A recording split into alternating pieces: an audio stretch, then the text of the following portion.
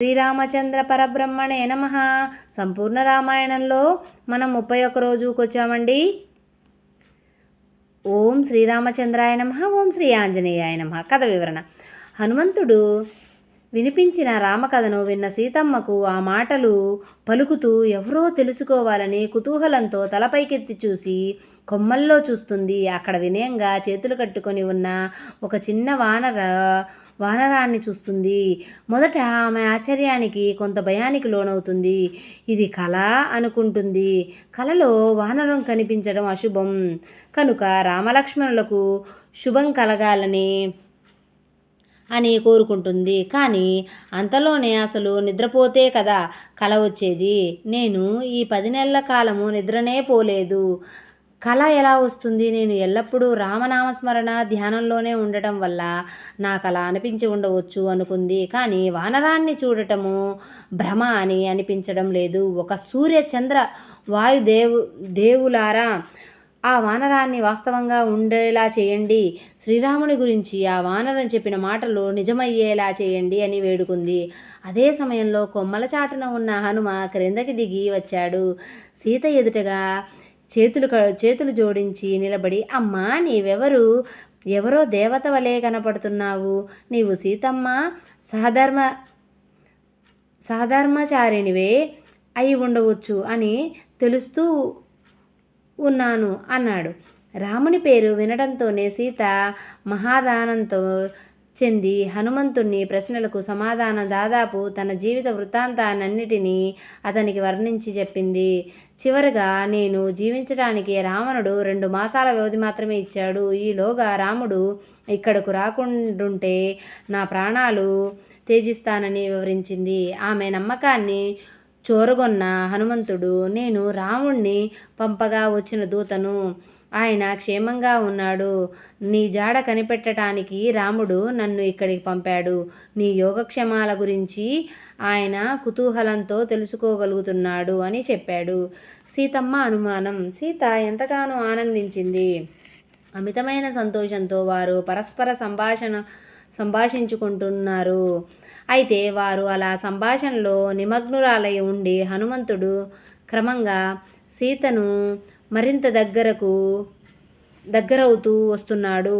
దీన్ని గమనించిన సీతలో ఆకస్మికంగా అతను నిజానికి వానర రూపంలో ఉన్న రావణుడేనేమో అన్న ఆలోచన కలిగింది. అందువల్ల, అయ్యో, నీ మాయ మాటలకు లోబడి నీతో సంభాషణ దిగటం ఎంత జుగుప్సాకరంగా ఉంది అని అరిచింది.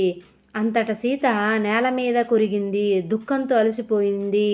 ఆమె అలా మారువేషంతో నా దగ్గరకు వచ్చి నీవెంత నీచుడువు అంటూ హనుమంతుణ్ణి నిందించింది. కానీ మరుక్షణం ఆ వానరుని చూస్తే నా హృదయము నిశ్చయంగా ఆనందంగా కలుగుతుంది. బహుశా నా అనుమానాలు అవాస్తవమై ఉండవచ్చు. బహుశా అతను నిజంగానే రాముని నుండి వచ్చిన దూత అయి ఉండవచ్చు అని భావించి అలా స్థిమితపడి సీత తిరిగి హనుమంతుని పట్ల మరింత అనుకూలత ధోరణితో కనబరుస్తూ, దయచేసి నాకు రాముణ్ణి గురించి మరింతగా చెప్పు.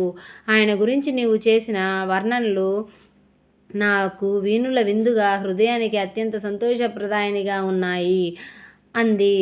రామలక్ష్మణుల వర్ణ సీతమ్మ స్థితిని పూర్తిగా అర్థం చేసుకున్న హనుమ రామలక్ష్మణుల యొక్క ప్రతి అంగాన్ని, లక్షణాల్ని వర్ణించి చెప్పి, వారు సుగ్రీవులు ఎలా కలుసుకున్నారో, తాను ఇక్కడికి ఎలా వచ్చాడో అన్నీ పూసగుచ్చినట్టుగా చెప్పాడు.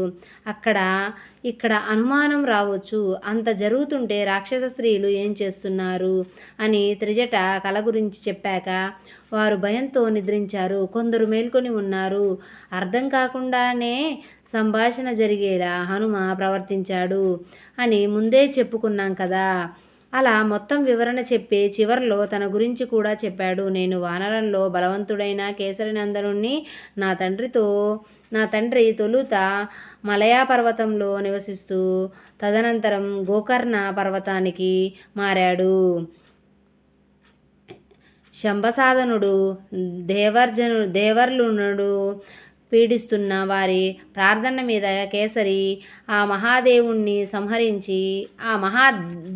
దానవుణ్ణి సంహరించి ఆ తర్వాత కేసరి పత్ని యొక్క గర్భంలో వాయుదేవుని వల్ల నేను జన్మించడం జరిగినది అని చెప్పాడు.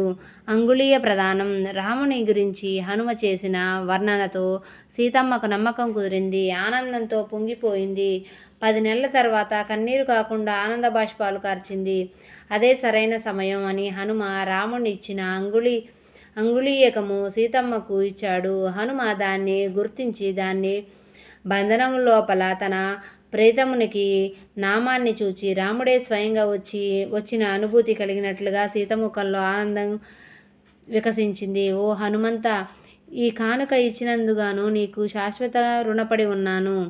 నా కోసమై నీవిక్కడికి రావటము నాకు ఔదార్యాన్ని చాటుతోంది. ఇప్పుడు దయతో మరింత రాముని గురించి నాకు చెప్పు అన్నదామె. హనుమంతుడు చేతులు జోడించి, నీవు ఎక్కడున్నావో రాముని తెలియదన్నందువల్లే ఆయన నిన్ను రక్షించడానికి ఇక్కడికి రాలేదు. నీవు లేక రాముడు ఒక క్షణము మనశ్శాంతికి ఎరుగడు. నిజంగానే నేను తిరిగి వెళ్ళి నీవు ఇక్కడ ఉన్న విషయాన్ని రామునికి చెప్పగానే ఆయన తక్షణమే వచ్చి రావణుణ్ణి సంహరిస్తాడు అని బదులిచ్చాడు. 2 మాసాల తర్వాత రావణుడు నన్ను వదిలించుకుంటున్నాడు కనుక ఇదే అత్యంత అవసరమైన విషయమని రామునికి నీవు గట్టిగా నొక్కి చెప్పాలి. నన్ను రామునికి తిరిగి అప్పగించవలసింది. రావణుణ్ణి, అతన్ని తమ్ముణ్ణి విభీషణ్ణి పదే పదే విజ్ఞప్తి చేశాను. అదేవిధంగా రాముని చేతుల్లో రాక్షసుల వినాశనము నేడే రేపో జరుగుతుందన్నదే అవిద్యుడనే జ్ఞానవంతుడైన వృద్ధ సచివుడొకడు రావణుడి ముందస్తు హెచ్చరిక చేసిన విషయాన్ని విభీషణుని జ్యేష్ఠపుత్రిక నాకు తెలియజేసింది.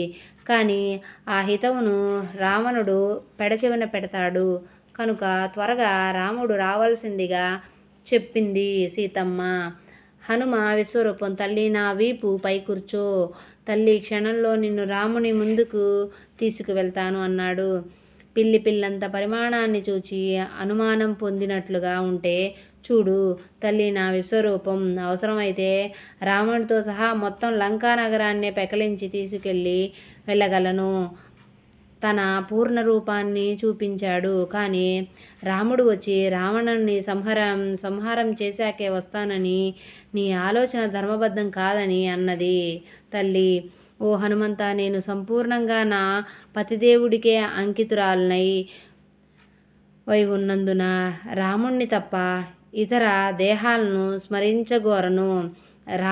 రావణుడు నన్ను అపహరించిన వేళ నిస్పృహాయురాలనై ఉన్నందున గత్యంతరం లేకపోయింది. కానీ ఇప్పుడు రాముడే స్వయంగా వచ్చి ఈ దుష్టరావణుణ్ణి వధించి నన్ను కాపాడాలి.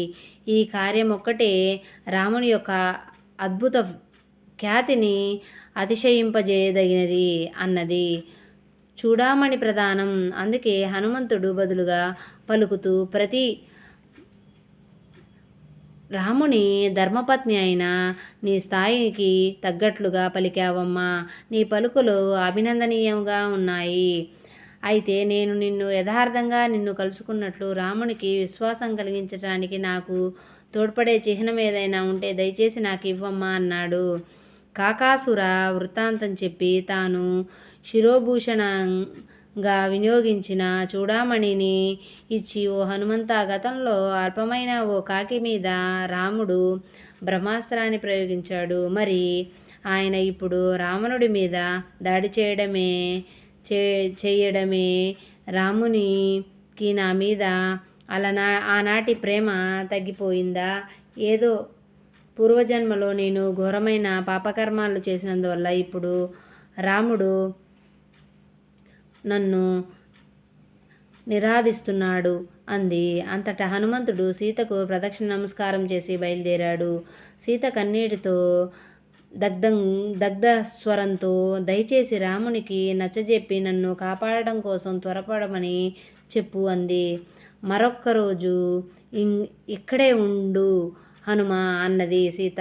అంతలోనే అపార సముద్రం దాటి అంతటి సైన్యం ఎలా వస్తుందో అది అసాధ్యం అంటూ నిరాశ చెందింది.